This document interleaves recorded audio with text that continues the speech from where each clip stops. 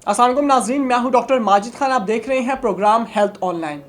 नाज़रीन, health online में हम वैक्सीनेशन और कोविड-19 के मुतालिक एक सीरीज़ स्टार्ट करने लगे हैं, जिसमें आपको बताया जाएगा कि कोविड-19 क्या है, किस तरह से फैलता है, जो वैक्सीनेशन हो रही है वो किस तरीके से की जाती है, उसके कितने फ़ायदे हैं, कितने नुकसानात हैं। जितने भी सवालात आपके जहन में है वैक्सीनेशन को लेके या कोरोना वायरस को लेके, हमारी पूरी कोशिश होगी कि इस सीरीज़ के अंदर हम उन तमाम सवालात को कवर सकें। ये हमारी सीरीज़ तकरीबन 10 से 12 एपिसोड पर मुश्तमिल होगी, जिसमें रोज़ाना की बुनियाद पे हम अपने मेन सवालात जो कि आवाम के जहनों में आते हैं वैक्सीनेशन को लेके और कोरोना वायरस को लेके, उसको जवाब देने की कोशिश करेंगे।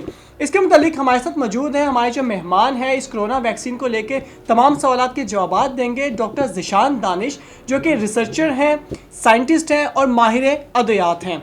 अस्सलाम वालेकुम डॉक्टर साहब। डॉक्टर साहब, ये कोरोना वैक्सीन हम स्टार्ट करने लगे हैं, इसके मुतालिक एक सीरीज़। तो सबसे पहला मेरा तो सवाल आपसे जो है वो ये है कि हमारे व्यूवर्स को बताइए कि वैक्सीन होती क्या एक्चुअली। देखें जी, जो वैक्सीन है वो बेसिकली जिस भी बीमारी के ख़िलाफ़ प्रिवेंशन के हवाले से, उसके तदारुक के हवाले से जो दवा इस्तेमाल की जाती है वो उस दवा को वैक्सीन कहते हैं। और उस वैक्सीन का मतलब ये होता है कि कोई छोटा सा कोई माइक्रो ऑर्गेनिज़म या अगर वायरल डिज़ीज़ है तो उस वायरस का पीस या उसका कोई जो है वो हिस्सा या वो इटसेल्फ जो है उसको किल करके या उसको वीकन करके बॉडी के अंदर इंसर्ट किया जाता है, या उसका जीनोमिक पार्ट जो है वो लेके बॉडी के अंदर इंसर्ट किया जाता है।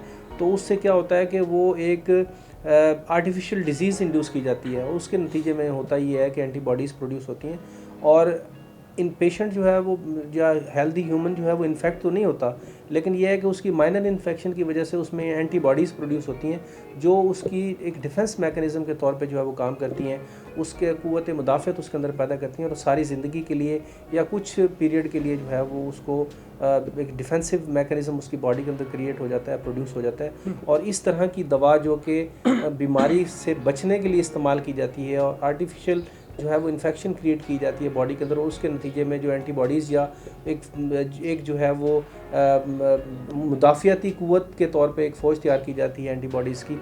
इस तरह की दवा को या इस तरह की मेडिसिन को जो है वो वैक्सीन कहा जाता है। वैक्सीन और वैक्सीनेशन में फ़र्क क्या है? देखिए, वैक्सीन तो दवा का नाम है और वैक्सीनेशन जो है उस दवा के देने के प्रोसेस को कहते हैं। तो ये इसमें जो है वो बेसिक डिफरेंस है। वैक्सीनेशन की कितनी किस्में होती हैं? वैक्सीनेशन की बहुत सारी किस्में होती हैं। वैसे तो जब बच्चा पैदा होता है तो माँ जो है वो से जो वो एक क़ुव्वत मुदाफ़त लेके आता है, वो भी एक इन्नेट इम्यूनिटी या एक इन्नेट वैक्सीनेशन का एक हिस्सा है। और कुछ वैक्सीनेशंस ऐसी होती हैं जिसका हमें पता भी नहीं होता और हम इन्वायरमेंट से ही ले लेते हैं। बहुत सारे माइक्रोब्स जो बहुत सारे जरासीम जो हैं, बहुत सारे पार्टिकल्स जो हैं वो बहुत सारी फॉरेन बॉडी जो हम हमारी बॉडी के अंदर जाती हैं और उससे हम एक एक्वायर्ड इम्यूनिटी हमारे अंदर डेवलप हो जाती है। ये भी एक वैक्सीनेशन का एक प्रोसेस होता है जिसके बारे में हमारा क्लिनिशियन या हम आगाह नहीं होते। उसके अलावा एक वैक्सीनेशन का प्रोसेस ये होता है कि आपको एक एक्वायर्ड इम्यूनिटी दी जाती है कि अगर आपको किसी भी बीमारी का खदशा हो या ख़तरा हो, जैसे कि कोरोना वायरस है, तो उसके हवाले से जो वायरस है उसके डिफरेंट पार्ट्स या पूरे का पूरा वायरस जो है वो दवा की सूरत में तैयार करके फार्मूलेट करके इंजेक्शन की सूरत में या ड्रॉप्स की सूरत में या किसी भी फार्मूलेशन की सूरत के अंदर जो है वो हेल्दी ह्यूमन के अंदर जो है वो इंसर्ट किया जाता है एज अ मेडिसिन। और उससे ये होता है कि जो आने वाली जो बीमारी होती है उसका ख़तरा जो है वो टल जाता है। तो ये भी एक वैक्सीनेशन की एक टाइप जो है वो शुमार होती है। कोरोना वैक्सीन की कितनी किस्में हैं? कोरोना वैक्सीन जो है वो उसकी मेजर जो उसकी टाइप्स हैं वो तो दो है। एक तो ये है कि वायरस को इटसेल्फ उसको वीक करके, उसको कमज़ोर करके या हीट के ज़रिए, रेडिएशन के ज़रिए या किसी और मैकेनिकल या केमिकल प्रोसेस के ज़रिए उसको कमज़ोर करके एक दवा की सूरत के अंदर तैयार करके बॉडी के अंदर इंजेक्ट किया जाए। एक तो इसकी एक टाइप ये हो गई। दूसरा उसकी न्यूक्लिक एसिड वैक्सीन्स होती हैं। न्यूक्लिक एसिड वैक्सीन्स के अंदर जो है वो दो चीज़ें आती हैं, एक आरएनए आता है और एक डीएनए आता है। आजकल जिस वैक्सीन का ज़्यादा से ज़्यादा चर्चा है वो है एमआरएनए वैक्सीन का। एमआरएनए वैक्सीन जो है पहले दुनिया में कभी नहीं आई, लिहाजा डीएनए और आरएनए ये दो किस्म की वैक्सीन जो है वो हटके हैं, जो कि कन्वेंशनल वैक्सीन्स फार्मूलेशन से टोटली डिफरेंट है। इसके अंदर ये होता है कि जेनेटिक कोडिंग जो है वो की जाती है और इन्फॉर्मेशन दी जाती है डीएनए या आरएनए को एक मेडिसिन की सूरत के अंदर तैयार करके DNA RNA को जो है वो बॉडी के अंदर इंजेक्ट किया जाता है या इंसर्ट किया जाता है, और वो बॉडी के अंदर जाके हर सेल को ये इन्फॉर्मेशन देती है कि वो वायरस जो कि कोरोना है, जब उसने इन्फेक्ट करना तो उसके अगेंस्ट जो है, इससे पहले कि वो इन्फेक्ट करे तो उससे वो वैक्सीन देने के बाद जो है वो इन्फॉर्मेशन प्रोड्यूस करता है, वो डायरेक्शंस देता है बॉडी को कि आप उस वायरस के अगेंस्ट जो है वो एक डिफेंस मैकेनिज्म या एंटीबॉडीज़ जो है वो प्रोड्यूस करें, जिसकी वजह से ये होता है कि वो एंटीबॉडीज़ प्रोड्यूस हो जाती हैं और इन्फेक्शन का ख़तरा जो है वो टल जाता है। आपने बताया कि mRNA वैक्सीन जो वो पहले कभी नहीं बनाएगी, तो इस दफ़ा क्यों ज़रूरत पेश आई उसकी? देखें, ये पूरी दुनिया के अंदर जीन थेरेपी का एक प्रोसेस जो है वो चल रहा था। 1900 तकरीबन कोई 2003 के अंदर 2 साइंटिस्ट थे, एंड्रयू फायर और क्रैग मिलर, उन्होंने जीन साइलेंसिंग का नोबेल लॉरिएट लिया था। उससे पहले जो है वो PCR का कॉन्सेप्ट दुनिया के अंदर दिया गया, जिससे जेनेटिक इंफॉर्मेशन को लेबॉर्ट्री के अंदर जो है वो कलेक्ट किया जा सकता था और DNA को एम्पलीफाई करके उससे मज़ीद जो है फोरेंसिक इन्वेस्टिगेशन जो है वो ली जाती थी। अब हुआ ये है कि जब जीन थेरेपी का ये प्रोसेस जो है वो बहुत ज़्यादा एडवांस हुआ, तो न्यूक्लिक एसिड्स को DNA और RNA को बॉडी के अंदर इंसर्ट करने के लिए जो है वो बहुत ज़्यादा वेक्टर्स जो है कॉम्प्लिकेटेड वेक्टर्स की ज़रूरत होती थी। पहले ये होता था कि वो वायरसेस को ही वेक्टर के तौर पे इस्तेमाल होते थे, लेकिन वो लैब्स तक ही महदूद होता था। फिर ये हुआ कि उन वायरसेस को उन्होंने उनकी लिथैलिटी को या उनकी टॉक्सिसिटी को जो है वो कम किया और उनको वेक्टर के तौर पे इस्तेमाल हुआ। बाद में ये कंसेप्ट आया सन 2000 के अंदर कि डिफरेंट पॉलीमर्स जो हैं उनको भी एक वेक्टर के तौर पे इस्तेमाल किया जाता है। फिर न्यूक्लिक एसिड्स को यानी कि DNA और RNA को जिस्म के अंदर दाखिल करना आसान हो गया। तो जीन थेरेपी का ये जो कॉन्सेप्ट था, जिसमें किसी जीन को जो है वो आप एक्सप्रेस कर दें, यानी कि अगर नहीं है जिस्म के अंदर तो वो जीन डाल के एक बीमारी को दूर किया जा सकता है। और अगर वो बॉडी के अंदर जो है वो जीन बहुत ही ज़्यादा ओवर एक्सप्रेस हो रही है, बहुत ज़्यादा काम कर रही है, तो उसको शटअप कॉल देने के लिए, उसको साइलेंस करने के लिए इन वेक्टर्स को इस्तेमाल किया जाता था और न्यूक्लिक एसिड्स को इंसर्ट किया जाता था। जहाँ तक है mRNA वैक्सीन का ताल्लुक, तो mRNA वैक्सीन भी न्यूक्लिक एसिड्स की एक एंटिटी है, एक डोमेन है, एक हिस्सा है। तो उसके लिए इन्होंने जो है solid lipid nano particles vector के तौर पे इस्तेमाल किए और mRNA उसको उसके साथ अटैच किया और एक दवा की सूरत में या इंजेक्शन की सूरत में या टीके की सूरत के अंदर जो है उन्होंने उसको तैयार करके बॉडी के अंदर जो है वो इंजेक्ट किया। और उससे रिजल्ट्स जो है वो ये है कि उन्होंने इन्फॉर्मेशन दी बॉडी को कि जो कोरोना वायरस है उसके अगेंस्ट ऐसी प्रोटीन तैयार करे जो कि एंटीबॉडीज़ की सूरत के अंदर एक डिफेंसिव मैकेनिज्म बने और कोरोना वायरस के ख़िलाफ़ वो लड़े, ताकि कोरोना वायरस का जब अटैक हो जिस्म के ऊपर, एक हेल्दी ह्यूमन के ऊपर, तो उसके अगेंस्ट ऑलरेडी एंटीबॉडीज़ बॉडी के अंदर मौजूद हों और वो उसके अगेंस्ट जो है एक प्रोटेक्टिव मैकेनिज्म जो है वो प्रोवाइड करे। लिहाजा mRNA वैक्सीन हो, DNA वैक्सीन हो, ये नॉन कन्वेंशनल वैक्सीन है। पहले कन्वेंशनल वैक्सीन इस्तेमाल होती थी, न्यूक्लिक एसिड वैक्सीन के अंदर इनका शुमार होता है और इनके ऊपर जेनेटिक इन्फॉर्मेशन होती है, जिसकी वजह से वायरस जो है वो अपना असर जो है वो जिस्म के अंदर नहीं छोड़ता। mRNA वैक्सीन जो है डॉक्टर साहब, ये पहली दफ़ा इंट्रोड्यूस करवाई जा रही है कोरोना के अगेंस्ट, जिससे बहुत सारी पहले भी ऑलरेडी डेथ हो चुकी है कोरोना की वजह से। तो आप क्या समझते हैं कितनी सक्सेसफुल होगी ये? देखें, जो कंपनीज़ क्लेम करती हैं, जैसे मॉडर्ना है, फाइज़र है, एस्ट्राजेनेका की वैक्सीन है, ऑक्सफोर्ड की, ये दोनों जो वैक्सीन्स हैं बेसिकली जेनेटिक इन्फॉर्मेशन कैरी करती हैं और ये इस बात के बारे में इन्होंने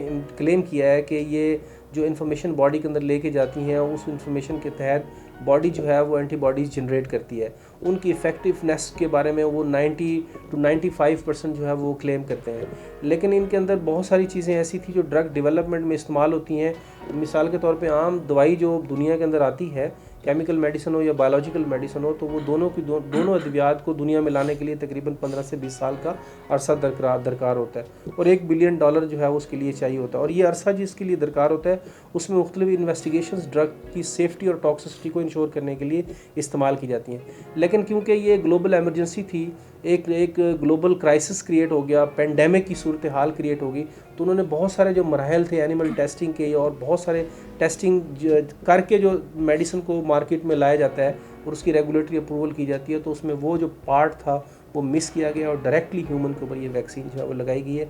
और इसलिए इसके बारे में ये डेटा अवेलेबल नहीं है कि आने वाले वक्तों के अंदर इसके ह्यूमन बॉडी के ऊपर असरात जो है वो किस तरह के मुरतब हो गए। ये वैक्सीन हमारे पास बहुत सारी किस्मों की आ रही है, कोई चाइना से आ रही है, कोई रशिया से आ रही है, कोई इंग्लैंड से आ रही है। तो कौन सी वैक्सीन जो है इस वक्त दुनिया में सबसे बेहतरीन मानी जा रही है? देखिए, जो चाइना से जो वैक्सीन आ रही है साइनोफार्म की वैक्सीन है और जो रशिया से आ रही है वो स्पुतनिक नाम की एक वैक्सीन है।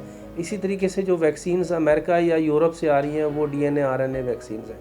तो चाइना की जो वैक्सीन है वो बेसिकली एक वायरल एक कोरोना वायरस ही समझ लें उसको आप, जिसको उन्होंने वीक करके जो है वो एक वैक्सीनेशन डोजेज फार्मूलेशन की सूरत के अंदर जो है वो दे रहे हैं, जो कि पाकिस्तान के अंदर इस्तेमाल जो है वो इस वक्त हो रही है।